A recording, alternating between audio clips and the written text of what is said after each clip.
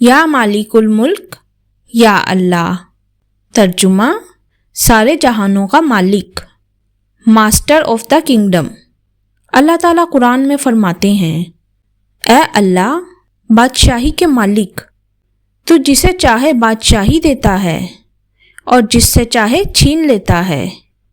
جب انسان خود کو بے بس، کمزور یا دوسروں کے رحم و کرم پر محسوس کرے تو اللہ کا یہ نام یا مالک الملک یاد رکھیں، کیونکہ بادشاہت کا، عزت و ذلت کا، روزی و اختیار کا اصل مالک صرف اللہ ہے۔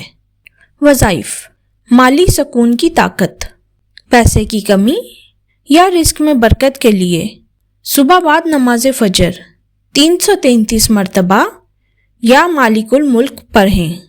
دل میں یقین رکھیں کہ اللہ سب کا مالک ہے، مالی مشکلات دور ہوگی، روزی میں آسانی اور بے حساب برکت عطا ہوگی انشاءاللہ۔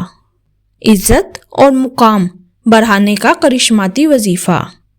کام: زندگی میں عزت اور بلند مقام اور اختیارات کے لیے ہر نماز کے بعد 121 مرتبہ یا مالک الملک پڑھیں۔ اللہ کے فضل سے ہر قدم پر اثر، ہر محفل میں وقار، ہر دل میں محبت اور ہر نظر میں عزت کا نور نصیب ہوگا۔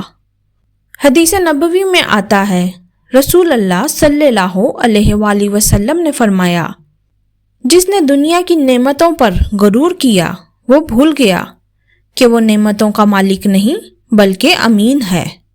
بے شک یا مالک الملک یا اللہ، یا مالک الملک یا اللہ، یا مالک الملک یا اللہ، یا مالک الملک یا اللہ۔